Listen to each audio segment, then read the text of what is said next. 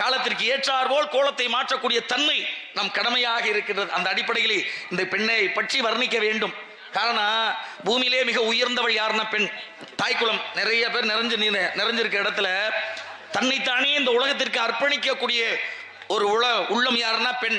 எங்கோ பிறந்து எங்கோ வாழ்ந்து எங்கோ இருந்து கட்டிய 3 முடிச்சுக்கு சொந்தக்காரனாக வாழ்கிறாளே, தன்னை அர்ப்பணித்து அவளே இந்த பூமியில் தன்னை நிகராக இந்த பூமி தாய்க்கு இணையாக தன்னை மறந்திருக்கிறார். காரணம், திருமணம் ஆனதுக்கு அப்புறம் பெண்ணுக்கு ரகசியம் தங்கக்கூடாதுங்கிறது ஒரு சாபம்.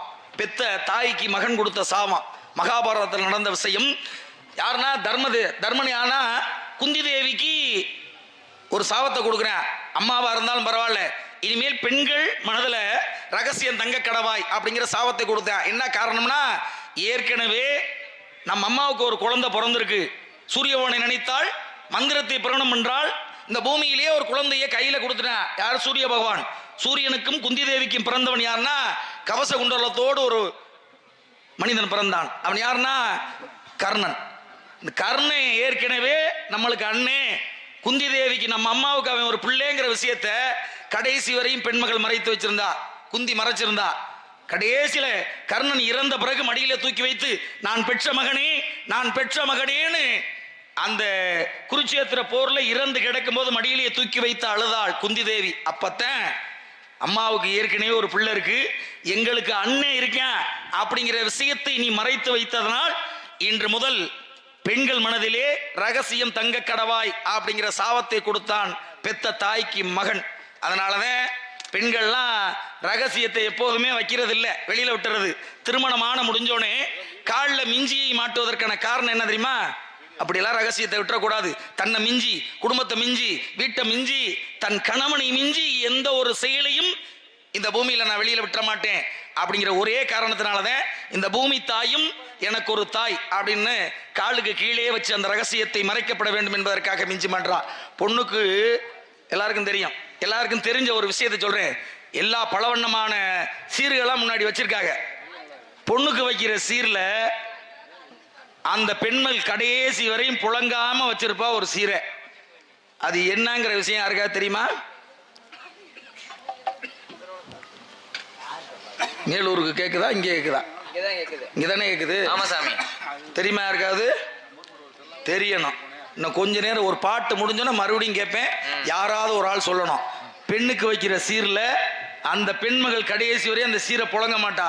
என்ன சீர்னு யாராவது ஒருத்தர் சொன்னீங்கன்னா மாப்பிள்ள 1 லட்சம் ரூபாய் பணம் கொடுப்பாப்ல. மாமா சம்பளமே 500 ரூபாய் கம்மியா தான் கொடுக்குறேன். கேள்வி கேட்கறதுனா இருந்தாலும் போட்டியோட நடுவர்னு ஒருத்தர் இருப்பார்ல, இவர் தான் இப்ப எல்லாருக்குமே நடுவர். இந்த இடத்துக்கு வந்துட்டோம்னாவே அவர் தான் போட்டியோட நடுவர். அவர் கொடுப்பாப்ல. இருந்தாலும் யோசனை, சிந்தனை எதையுமே உடனே சொன்னோம்னா சரியா வராது. கைக்கில இருக்குது பாரு, கைக்கில இருக்கிற பாருன்னா எல்லாரோட எதிர்பார்ப்பு இருக்கும். திறந்து காமிச்சிட்டோம் ஒண்ணுமே இல்லைன்னா அவ்வளவுதானா அப்படிங்கிற மாதிரி வரும் எதிர்பார்ப்பு. அந்த அடிப்படையில் இந்த பெண்மகளை வர்ணிக்க வேண்டும். எந்த குழந்தையும் நல்ல குழந்தை தான். மண்ணில் பிறக்கையிலே நல்லவராவதும் தீயவராவதும் அன்னை பெற்ற தாய் வளர்ப்பிலே ஒரு குழந்தை நல்ல குழந்தையாக வளரணும் அப்படிங்கிறதெல்லாம் நம்ம புரிஞ்சுக்கணும். தந்தை வளர்ப்பிலையா தாய் வளர்ப்பிலையான எங்க வளர்க்கணும்? குழந்தையை பெத்தெடுத்ததுக்கு அப்புறம் இல்ல, கருவறையில் சுமக்கும் பொழுதே நல்ல குழந்தையாக சுமக்கணும். நல்லதையே பேசணும், நல்ல சிந்தனையை உருவாகணும், நல்ல உணவையே உட்கொள்ளணும். அப்பத்தான் உள்ள வளர்ற குழந்தையும் நல்ல குழந்தையாக வளரும் என்பதற்காகத்தான் எந்த குழந்தை நல்ல குழந்தை தான். மண்ணில் பிறக்கையிலே நல்லவராவதும் தீயவராவதும் அன்னை பெற்ற தாய் வயிற்றின் வளர்ப்பிலே அப்படின்னு தாய்க்கு முக்கியத்துவம் கொடுப்பதற்கான காரணம். அந்த அடிப்படையிலே இந்த பெண்மகளுக்காக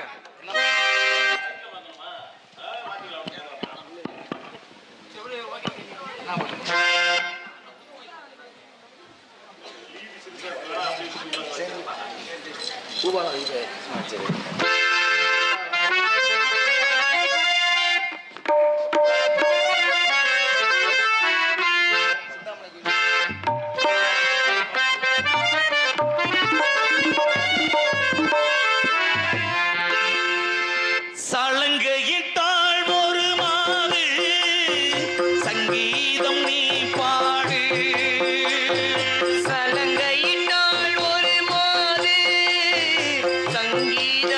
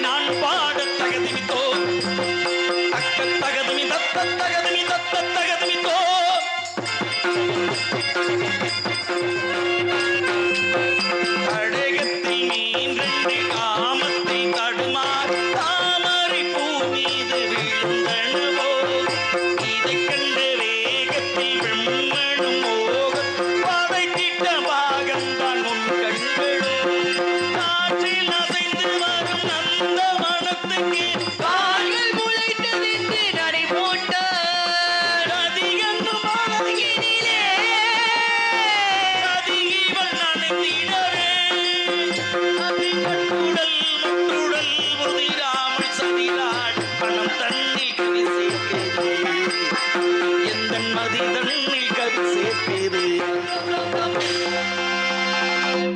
நன்றி நன்றி. கைதட்டி அனைத்து உள்ளத்திற்கும் எங்களை சார்பாக மனமார்ந்த நெஞ்சார்ந்த நன்றி. நன்றி கலந்த வணக்கத்தை உறுத்தாக்கி கொண்டு அப்பேற்பட்ட இடம் சிறப்பு வாய்ந்த இந்த இடத்திலே மேலும் மேலும் ஒரு சிறப்பை ஏற்படுத்தி காண்பிப்பதே என் கடமை என்ற அடிப்படையில் ஆங்காரத்தை உள்ளடக்கி ஐம்புலன் சுட்டறுத்து தூங்காமல் தூங்கி சுகம் பெறுவது எக்காலம் என்று பாடிய சித்தர்களும் யோகிகளும் வாழ்ந்த இடம்தான் இந்த வேள்விமலை சாரல்.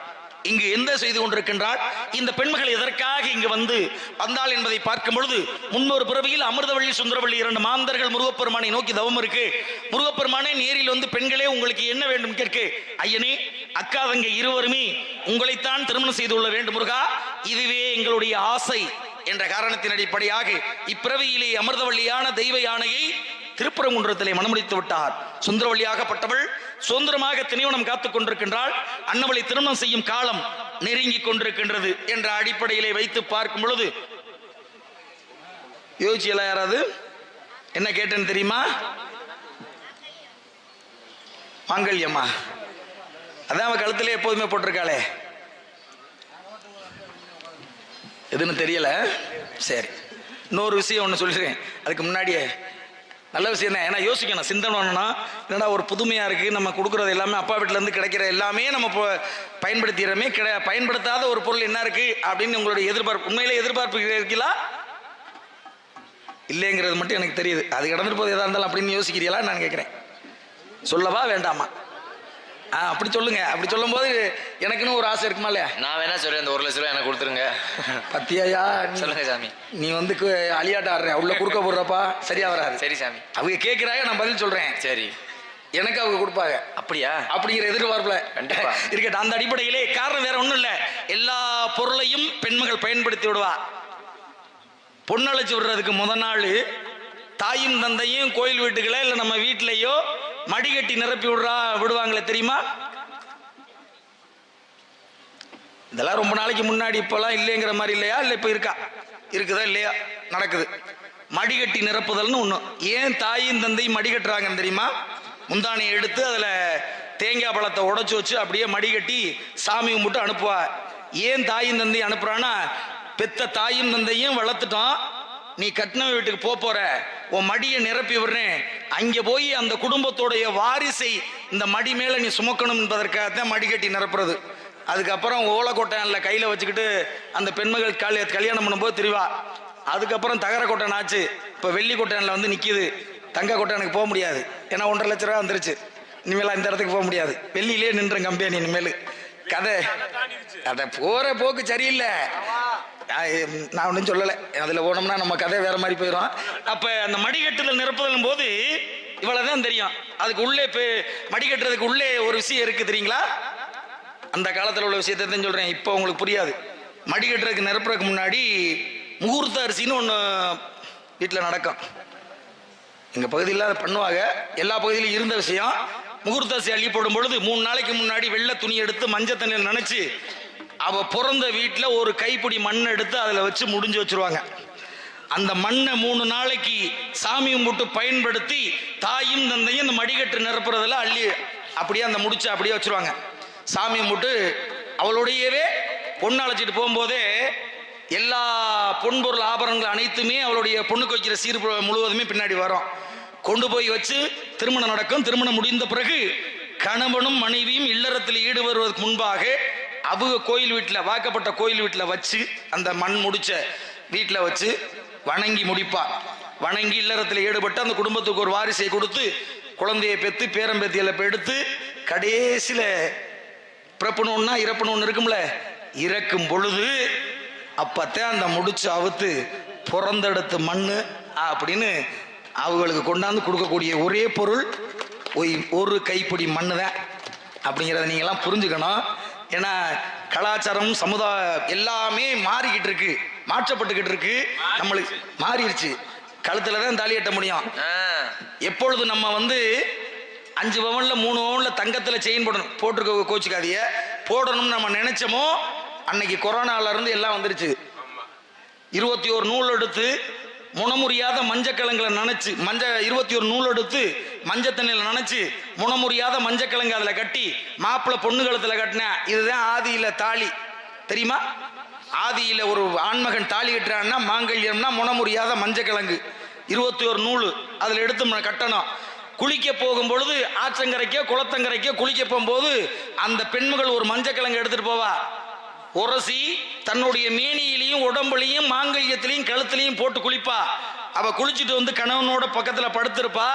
2 பேரும் கூடுவாக, குழந்தை பிறக்கும். அப்படி பக்கத்துல படுத்திருக்கும் பொழுது அந்த மஞ்சள் நறுமணத்தை அவளும் நுகர்ந்தா, கணவனும் நுகர்ந்தா. 2 பேருக்கு எந்த ஒரு வியாதியும் வரல. அவங்க மூலியமாக ஒரு குழந்தை பிறந்தது. அந்த குழந்தை பால் குடிக்கிறதுல இருந்து பக்கத்துல படுத்திருக்கிற வரையும் அந்த மஞ்சள் நறுமணத்தை நுகர்ந்தது. அந்த குழந்தைக்கு எதுவும் வரல. தாலி பெருக்குதல், தாலி கூட்டுதல்னு 3வது நாள், 5வது நாள், 7வது நாள்ல தாலி கூட்டுறது, தாலி பெருக்குறது ஒன்று நடக்குதா? தங்கத்துல 5 பவன்ல 3 பவன்ல செயின் மாட்டினதுனால தான் மார்பக புற்றுநோய், தைராய்டு, அது இதுன்னு இன்னைக்கு வந்துகிட்டு இருக்கு. அதெல்லாம் புரிஞ்சுக்கங்க. அதுக்கு தகுந்த மாதிரி 10 பவனை கூட தாலியில நீங்க சங்கிலியா போட்டுக்கோங்க. ஆனா மாங்கல்யத்தை கைத்துல போட்டு குளிச்சு அதுல மஞ்சள் பூசி குளிக்கிறது மிக உயர்ந்தது. எந்த ஒரு காத்து கருப்பும் அடிக்காதுங்கிறது ஐதீகம். அப்படிங்கிற காரணத்தின் அடிப்படையாக இந்த பெண்மகளை வர்ணிக்கவோடு பெற்ற தாய்க்கும் இந்த பூமியில பிறப்பது எதுக்கா தாய்க்கு முக்கியத்துவம் கொடுத்து ஒரு விஷயத்தை சொல்றேன்னா, இந்த பூமியில என்ன பெத்த மகனே, என்ன பெத்த மகளேன்னு நம்ம கொஞ்சுறோமா இல்லையா? பெத்த பிள்ளைய எப்படி கொஞ்சுவான்? என்ன பெத்த ராசா எங்கடா இருந்த, என்ன பெத்த மகனே எங்கடா இருந்தேன்னு கொஞ்சுறோமா இல்லையா? நம்ம தானே பிள்ளைய பெக்கிறோம். ஏன் என்னைய பெத்த மகனேன்னு சொல்றோம்? யாராவது யோசிச்சு பார்த்தோமா? சிந்திச்சு பார்த்தோமா? பாடிறவனே என்னை பெத்த மகனேன்னு ஏன் சொல்றோம்னா, ஒரு பெண்மகள் 10 மாசம் சுமந்து குழந்தை இந்த பூமிக்கு பெத்து கொடுக்குறான்னா அவ இறந்து பிறக்கிறதுக்கு சமம். ஒரு தடவை செத்து பிழைக்கிறான்னு அர்த்தம். நீ நல்லபடியா அந்த பூமிக்கு பிறந்துட்டியன்னா இதுக்கு பேர் பிரசவம். ஒருவேளை நீ உள்ள இறந்துட்டியனா உன்னையோட சேர்த்து நானும் சபம். அப்படிங்கிறத ஒரே காரணத்தினாலதான் இறந்து பிறக்கிறா. நீ நல்லபடியா பிறந்துட்ட, என்னையும் இந்த பூமிக்கு மறு ஜென்மம் எடுக்க வச்சுட்டேன்னா என்னைய பெத்த ராசாவே, என்னைய பெத்த மகனே மகளேன்னு கொஞ்சுவதற்கான காரணம். பெண்கள் இடுப்புல தூக்கி பிள்ளைய வச்சு முன்னாடி ஒரு உலகம் இருக்கிறது, இதை பார்த்து தெரிந்து கொள் மகனே என்று குழந்தைய இடுப்புல தூக்கி வச்சு முன்னாடி உலகத்தை காட்டி கொடுப்பா. ஆனா தந்தை குழந்தை எப்படி வச்சிருப்பாங்க? தோல்ல தூக்கி போடும் பொழுது குழந்தையோட முகம் எங்க தெரியும்? பின்னால தெரியும். பொல்லாதவைய கூட்டம் நிறைய பேர் உள்ள இருக்காங்க. உனக்கு பின்னாடி தெரியாத உலகத்தை இந்த பூமிக்கு காட்டி கொடுப்பவன் யாருன்னா தந்தை. தனக்காக தன் குடும்பத்திற்காக தன்னுடைய ஜீவனையே அர்ப்பணிக்கிறார் குடும்பத்துக்கான அது ஆண்மகன் ஒரு ஆள் தான். அப்பேற்பட்ட அடிப்படையிலே இந்த பூமியிலே நம்ம எல்லாம் பிறப்பெடுத்து விட்டோம். பெற்ற தாயும் தந்தையும் பேணி காக்க வேண்டியது ஒவ்வொரு மனிதனின் கடமை. ஒன்றும் வேணாம், இந்த பூமியில பிறந்துட்டோம், நல்லபடியா வாழணும். அக்கா தங்கச்சியை கட்டி கொடுத்தோம்னா அவங்கள நல்லா பார்த்துக்கணும். அடுத்தபடியா வயதான காலத்துல பெத்த தாய் தந்தைக்கு வயிறார கஞ்சி ஊற்றணும். இது மட்டும் செஞ்சோம்னாவே போதும், புண்ணியம் நிறைந்தது. அப்பேற்பட்ட அடிப்படையில்